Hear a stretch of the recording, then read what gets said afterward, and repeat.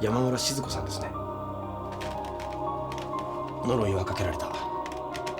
13日後にお前は死ぬ。あれはあなたが念写したもんですね。僕たちはあのビデオを見てしまったんですよ。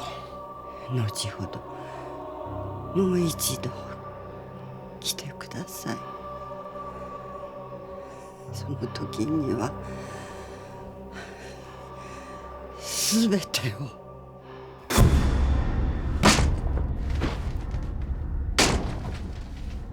見てはならぬものを見てしまわれた。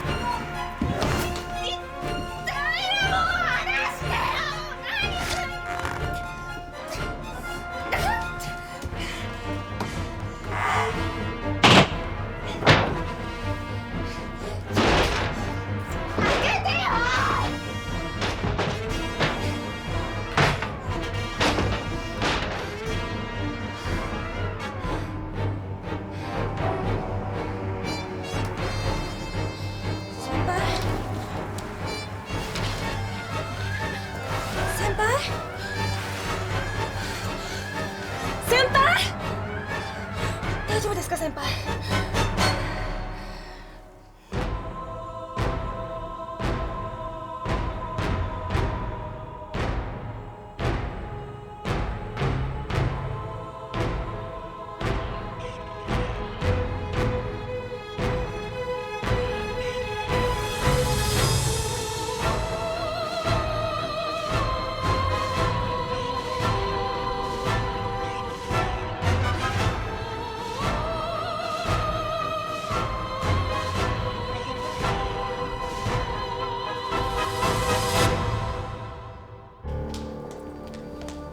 培養中の細胞。申し訳ございません。どうしてまた。本気がこじ開けられてました。盗まれたものとしか。しかし誰が培養中の細胞なんか。細胞は異常な速さで増殖を始めていました。心配なのは腫瘍を作り出したのがウイルスによるものだった場合です。もし外に漏れたりしたら。通常の数倍の速さで癌が作り出される。はい。しかし一体誰が。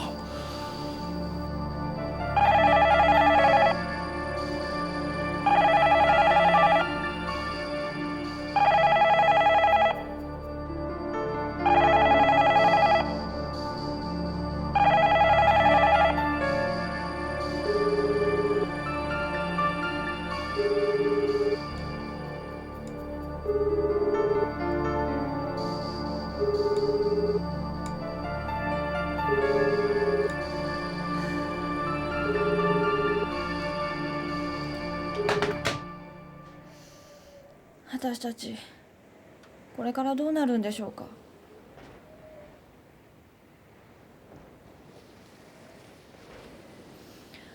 静子さんは三原山の噴火を予知してくれた命の恩人じゃないですか。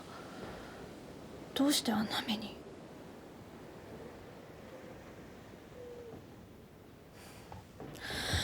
なんでこうなるんでしょうね。こんなとこで死んだら誰も気づいてくれないですよ。だから今その方法を考えてんじゃないか。お前もごちゃごちゃ言ってないでなんか考えろ。考えてますよ。見えませんか。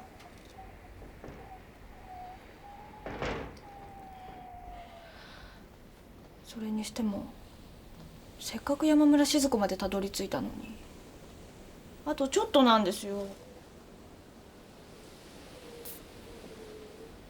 そうかな。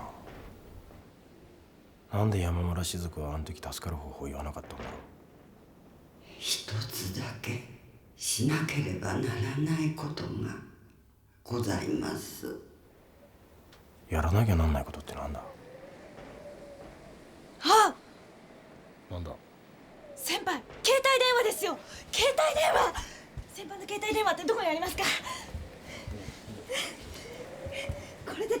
べばいいんですよ。もしもし、もしもし、聞こえますか？もしもし、先輩もなんか言ってください。もしもし、聞こえますか？もしもし。県外だ。早く言ってくださいよ。あとは花火があれば救命信号を打ち上げて、こうやって外にモールス信号で聞こえるはずないか。お前モールス信号知ってんのか？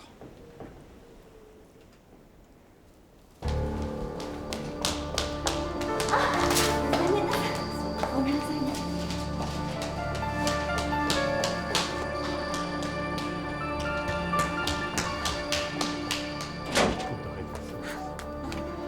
料理学教室の青山先生です。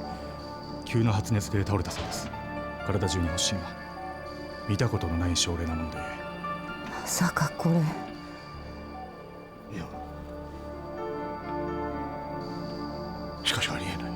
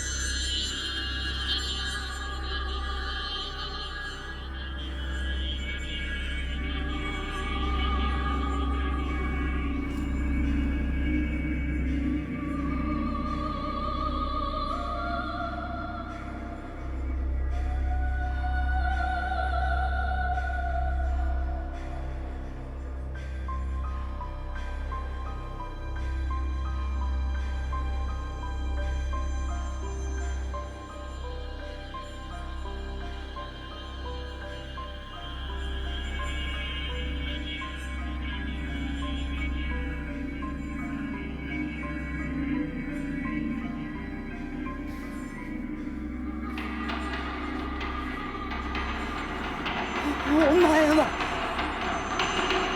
やめるんじゃ。愚かなことはやめるんじゃ。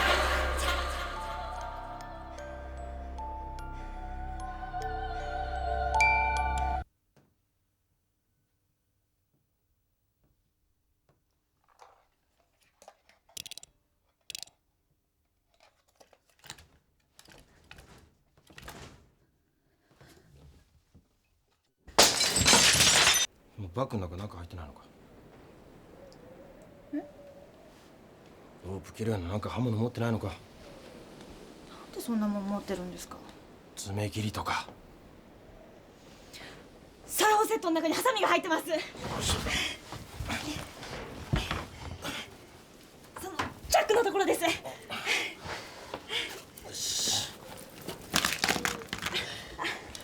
りました。よし。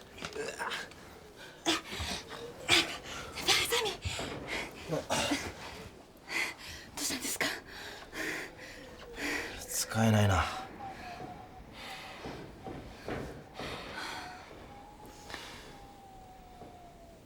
先輩。ああ、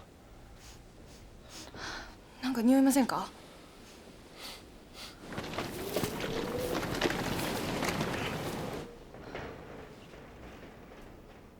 あいつらここ燃やす気だ。ちょっとあんた何すんだよ！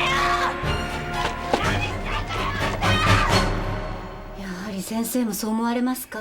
ああ、最初は自分の目を疑ったよ。あの症状は間違いなく天然痘だ。でも天然痘は1980年に WHO が絶滅宣言を出してます。ウイルスはもうこの世に存在しないはずですけど。ワクチンも一部の研究機関にしか保存されていないんだ。これはウイルスの戦略かもしれませんね。戦略？マルブルクウイルスやエボラ出血熱を考えてみてください。ある期間流行すると突然姿を消してしまう。次の出現までどこに潜んでるかわからない。昆虫や猿、時には人間の細胞の中に隠れ、私たちが気づかぬうちに増殖していく。そうやってウイルスは生き延びるんです。つまり天然痘のウイルスは一度我々の前から姿を消したふりをしたってことか。はい、私たち人間が全てのサンプルを捨て去るのを待っているんです。もしかしたらこの盗まれた八ヶ岳の管理人の細胞と何か関係があるんじゃないでしょうか。まさかそのウイルスが変異したものだとしたら。天然痘にかね、ありえんよ。じゃあなぜ今頃天然痘ですか。それだってありえないことです。異常な増殖能力は突然変異の可能性も大いにあります。バカな。もしそんなウイルスが本当に存在するとしたら、もはや我々の手に負える相手ではないよ。人類は滅亡する。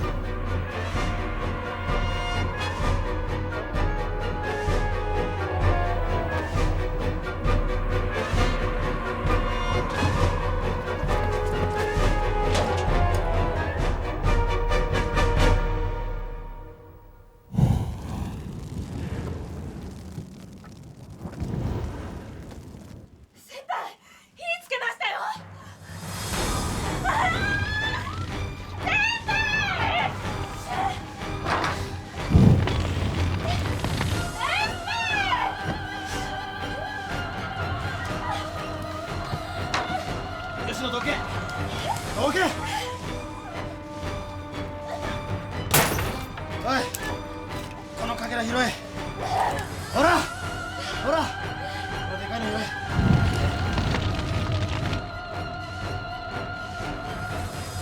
よし。早くしろ。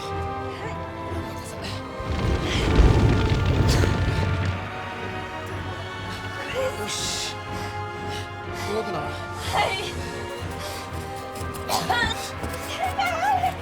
くなっつってんだろ。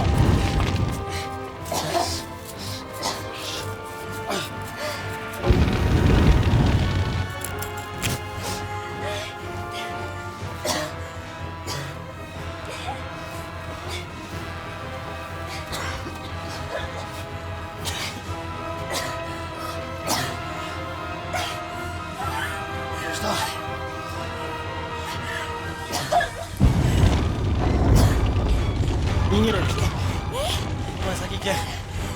俺は自分で何とかする。何言ってるんですか先輩。逃げろ。私一人で逃げるなんて嫌です。二人とも死んだら何の意味もないだろう。お前だけでも生き延びて謎解くんだ。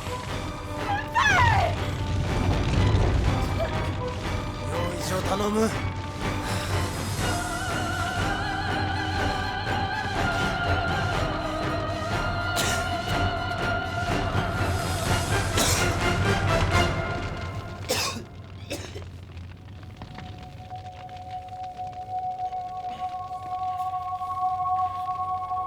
何してんだ、早く行け。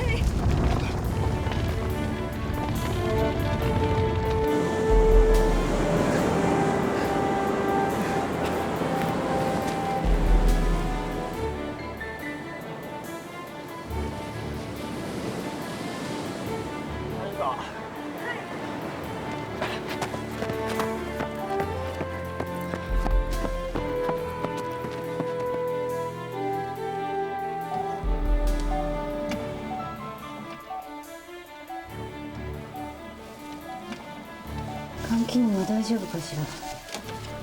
現在のところ異常ないです。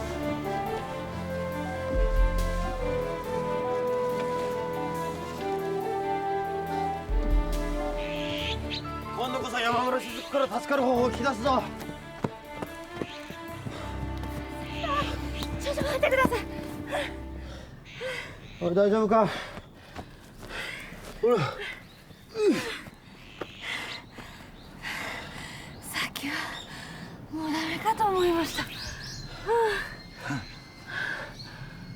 お前意外と強いんだな。いきなり斧を振り上げた時はびっくりしたよ。俺殺されるかと思ったさ。斧ですか？あ斧でどうかしたんですか？あ。はあ？私あんまり覚えてなくて。行きましょう。先輩。今度はどうした？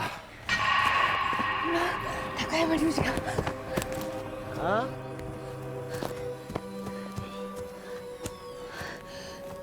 今確かにここにいたんです。バカな。高山が和尚に来るわけないだろう。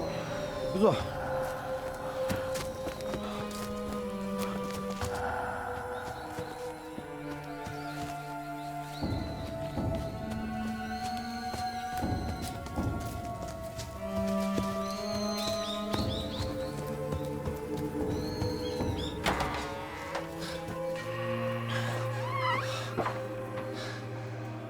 山村さん。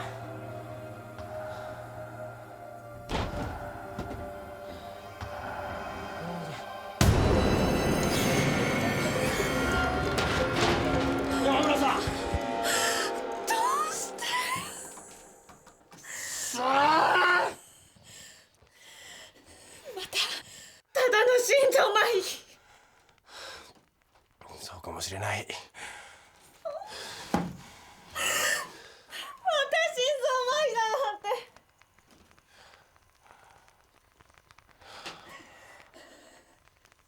おい、あれ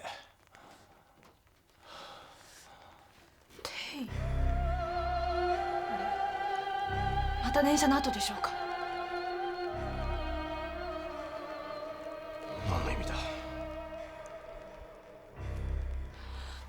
もしかしたら助かる方法かもしれませんよ。静子さんが死ぬ間際、私たちに言い残そうとしたんです。とにかく警察だ。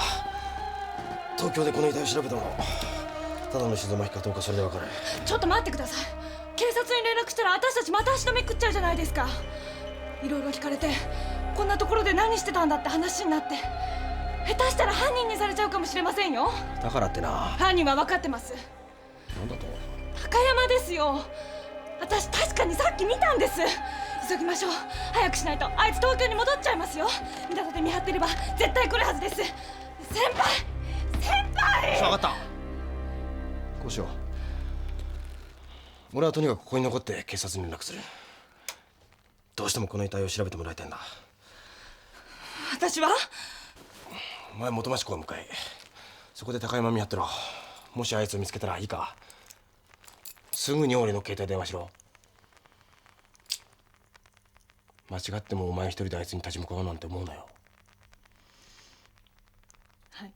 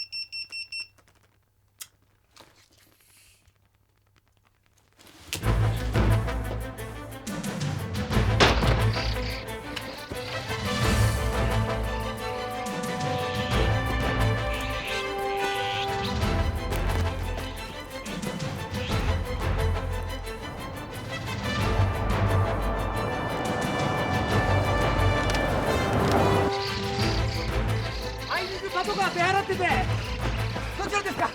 こちらです。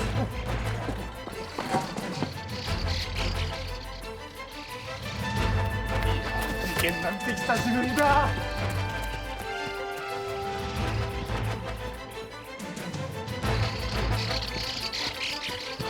この中です。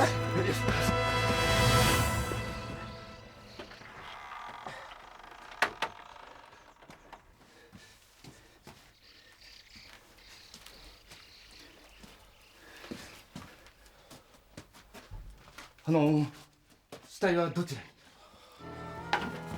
に？いや確かここに。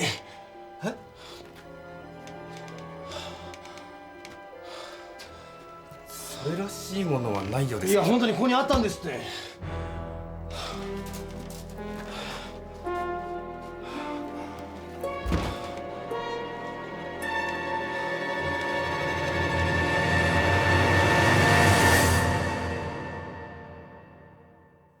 はいはい、わかりました。どうもお手数でした。あんた夢でも見てたんじゃないですか？山村静子さんは50年も前に亡くなっておりますよ。死んだことにして生きてたんですよ。そんなバカなことが。そっか、あいつらか。は？山村荘の人たち調べてください。彼らが死体のこと知ってます。ちょっとあんたいい加減にしてくださいよ。50年も前に死んだ人間どうやって今更殺すんですか？あんた大丈夫ですか？はいはいはい、記録では確かにそうなってるんですよね。あ、やっぱり。いやいや、おかしなことを言う人がいましてね、飛んできたんですけども、はいいい迷惑ですわ。はい、あんたやっぱり、あれちょっとあんたなんだ。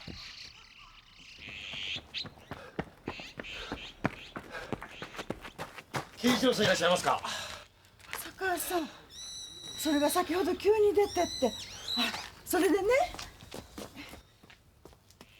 気がついたら机の上にこれが。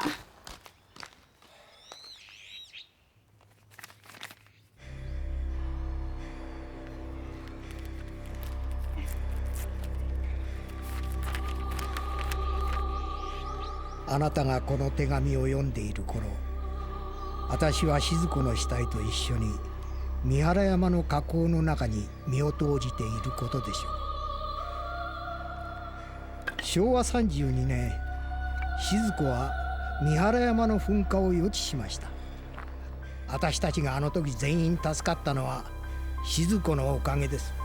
だがそのために静子は村人たちから恐ろしい怪物として見られ、あらゆる災いが彼女のせいにされ、ついに村人たちは私に彼女を殺すように迫ったのです。だが私にはどうしてもできなかった。私は静子が死んだと偽ってあの納屋に閉じ込めておくことにしたのです。あなたたちを小屋に閉じ込めた後、静子が死んでいるのを発見したとき、私はようやく全てが終わったことを悟りました。静子が何で死んだのか、そのことは分かりません。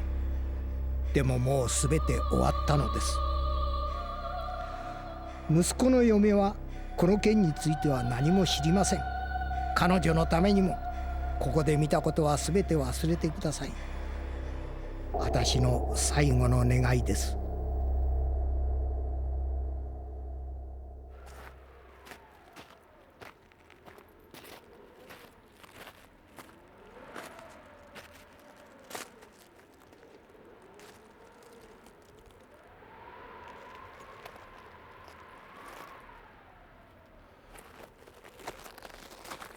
こんなとこで何なさってるんです？あなたこそ事件はもう終わったはずじゃ。私にとっては終わってないんです。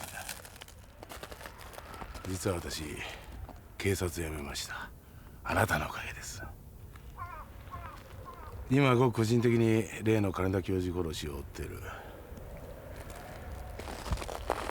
一つ後の船で高山を追ってきたらこんなところであなたに会った。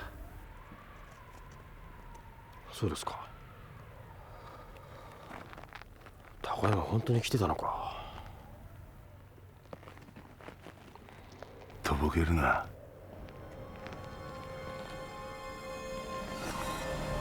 あんたと高山はグルだ。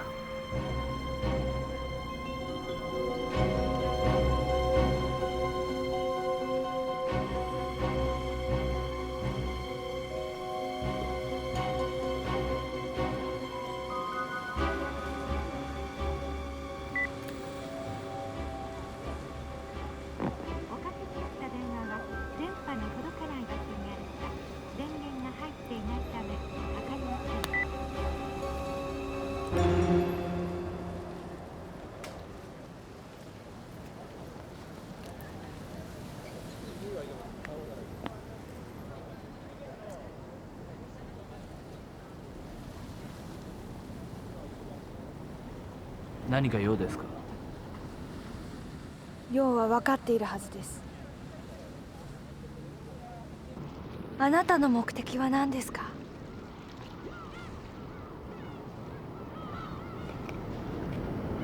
私たちを利用して何を企んでいるんですか？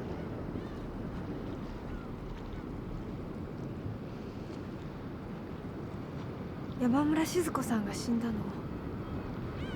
知ってますよね？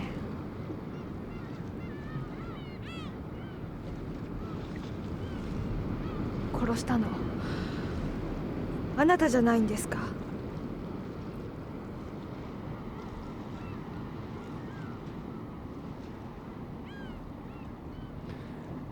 あなたがそう思うんだったら私は別に構わない。認めるってことですか？だとしたら次に私がすることは何だと思いますか？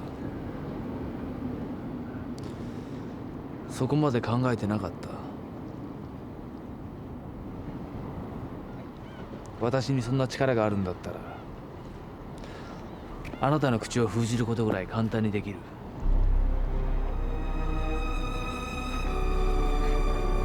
試してみますか？近づかないでください。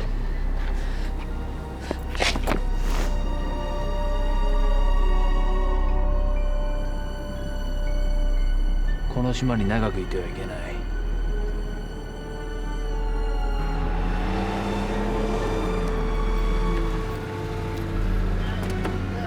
どうもありがとうございました。どうも。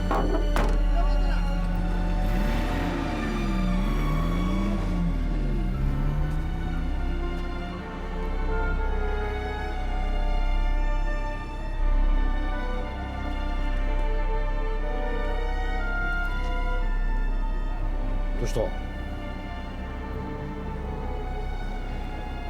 高山と会ったんだな。なんで連絡しなかった？しました。そうか。で高山、さっき船であいつと何話した？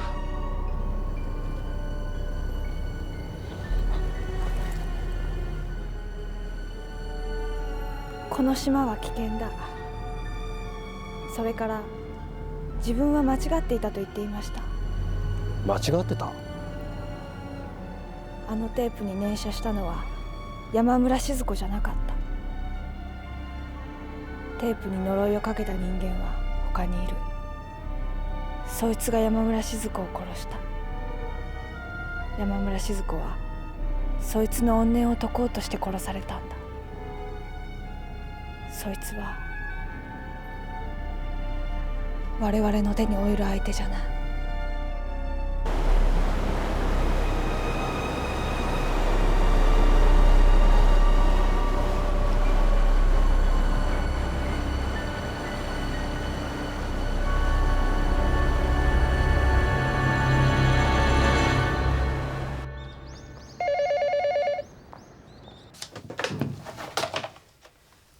もしもし。第一外科の大垣です。大垣先生。宮下先生。ここです。ここ。あ。何でしょうか。そっちで何か問題が起こったようですな。ああ。いやいや、はっきりしたことはまだ。隠しても無駄ですよ。学長選も近い。君に一つだけ忠告しておこう。長尾さんに勝ち目は万に一つもない。檜山教授の票は抑えました。それと私が何か関係があるんでしょうか。我々につきませんか。なんですって。長尾さんと心中させるには忍びない。長尾さんがいなくなったら基礎医学系の全てを宮下先生に任せたい。檜山教授の伝言です。どうですか。悪い話じゃないと思うが。ご用件はそれだけでしょうか？何？失礼します。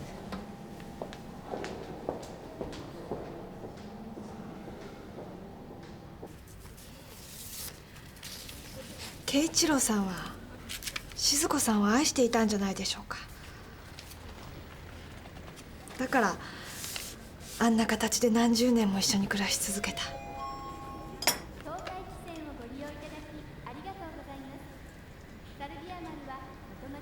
これからどうしますか？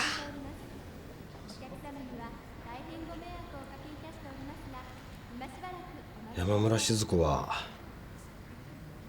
どうして俺たちに助かる方法をすぐに教えてくれなかったんだろ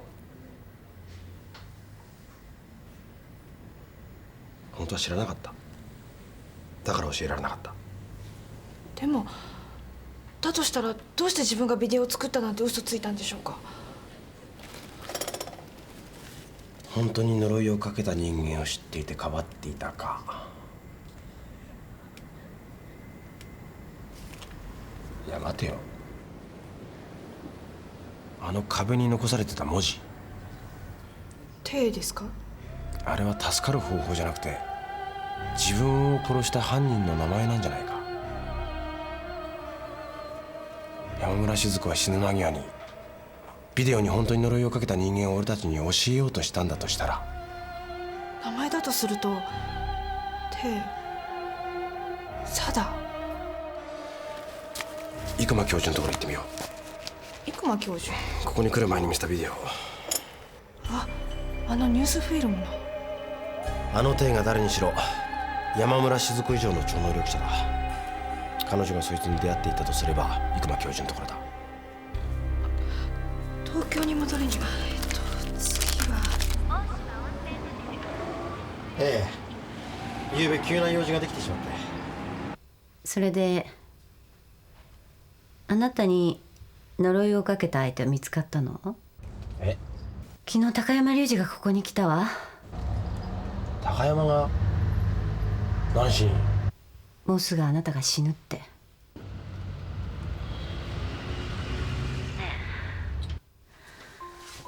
ねえ、なんで黙ってるの？実は俺にもよくわからないことが周りで起きてるんだ。あなたが呪いなんか信じるなんて。いや別に信じてるわけじゃない。じゃあなんで隠すの？起きてること全部話してよ。それはできない。あなたを巻き込むことにもなる。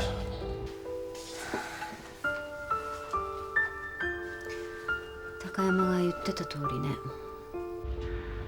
私はあなたを救えない。科学は必ず敗北するって。あの人はそう言ったの。話す代わりに一つだけ約束してください。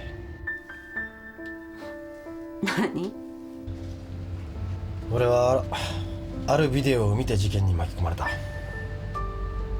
そのビデオはとても危険なんだ。あなただけは絶対に見たいって言わないでください。何？どういうこと？その危険なビデオって。見た者は13日後に死ぬ。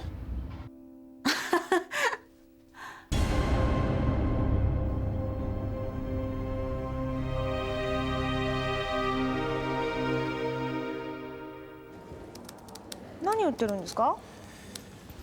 病理学部の知り合いに心臓麻痺の原因を調べてもらってるんだ。その人に今までのことを書いて送る約束をした。きっと何かヒントを見つけてくれるはずだ。なんだ。うん？死んだ時のために手紙でも打ってるのかと思いました。愛する陽一へ、それから出来の悪い後輩の吉野へ。バカか。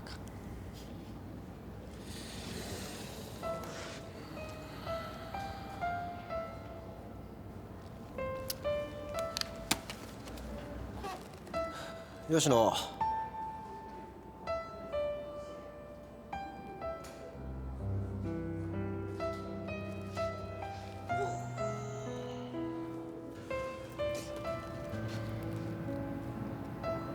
どうした？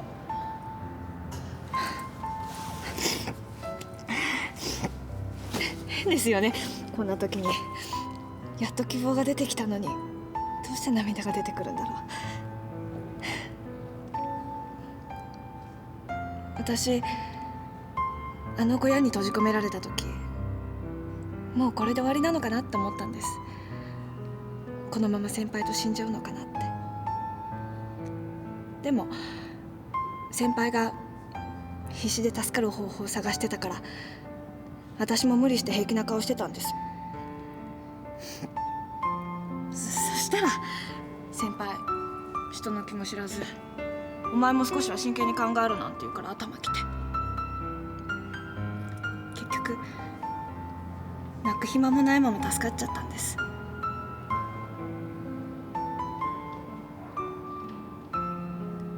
あの時泣いておけばよかった。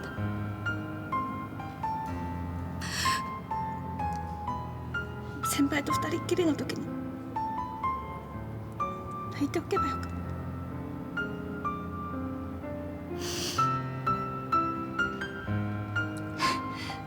そうしちゃいました。そうだ、今のうちに生間教授のことを調べさせておきます。もしもし川村君、ちょっと調べてほしいことがあるの。いい？50年ほど前、帝都大学文学部生間平八郎教授が、熊よ熊、生間、分かった？あー、時間ない。よろしくね。じゃあまた電話する。はい。先輩、出発です。出発。これに乗り遅れたらまた一日足止めですよ。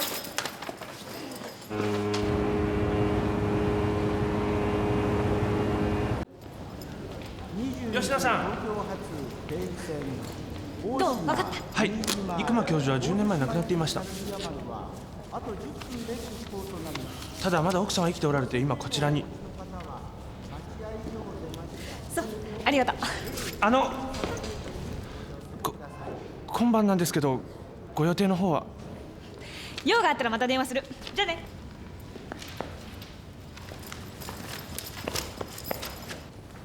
陽一、いい子にしてたか？パパ、いつ帰ってくるの？今日帰るよ。でもね、ちょっと今日は遅くなるかもしれないから、先に寝てなさい。やだ、僕まだ起きてる。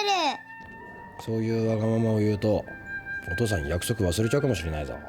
それでも起きてる。ほら。陽一、もう切るぞ。分かった。おばあちゃんと一緒に起きてなさい。早く帰るから。はい。よし行こう。先輩、生間教授のところ、私一人でいいですよ。どうした？せっかく大島から戻ったんです。陽一君と一緒にいてあげてください。何か分かったらすぐ電話しますから。待て。俺も一緒に行くよ。でもお前と陽一を巻き込んだのは俺だ。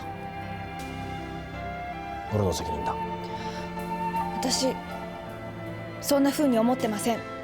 いいんだ。陽一とはこれからいくらだって一緒にいられる。俺たちが死ぬわけはない。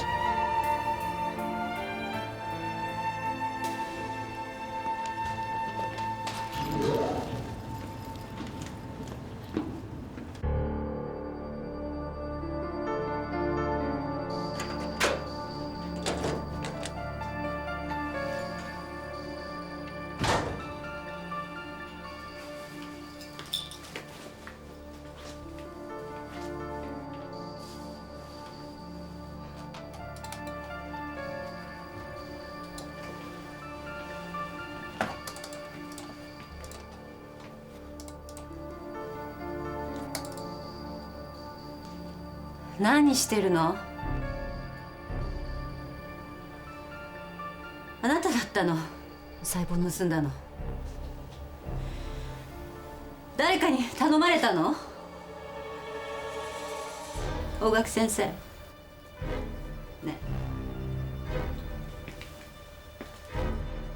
それとも高山隆二？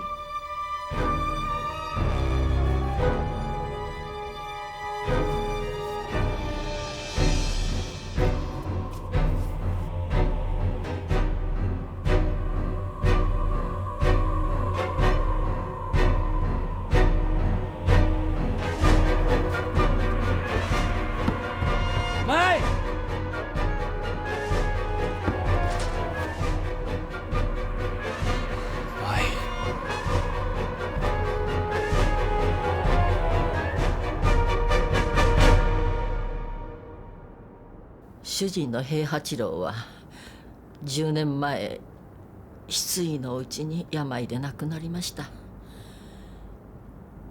学者の間でも誰からも相手にされず、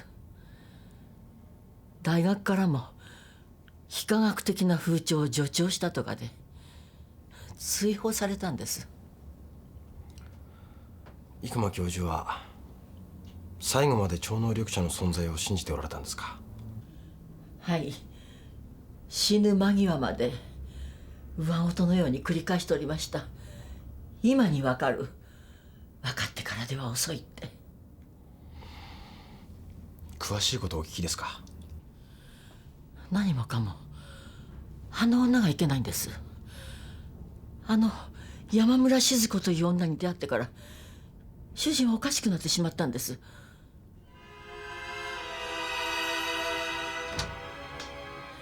ここが主人の書斎です。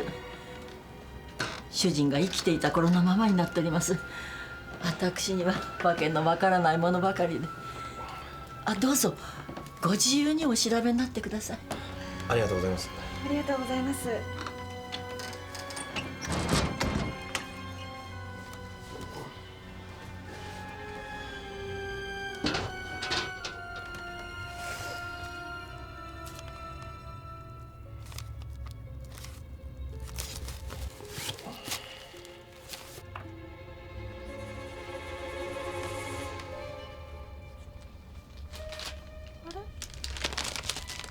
これ静子さんじゃないですか？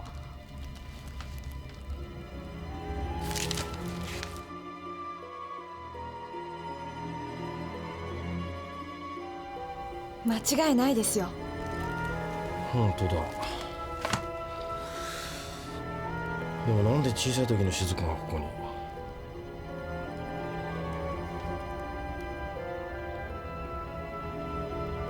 待てよ。山村静子は大正14年生まれだ。っ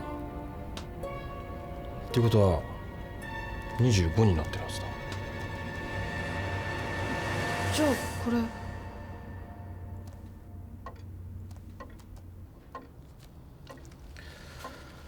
この写真に見覚えありますか？主人と娘の貞子です。貞子？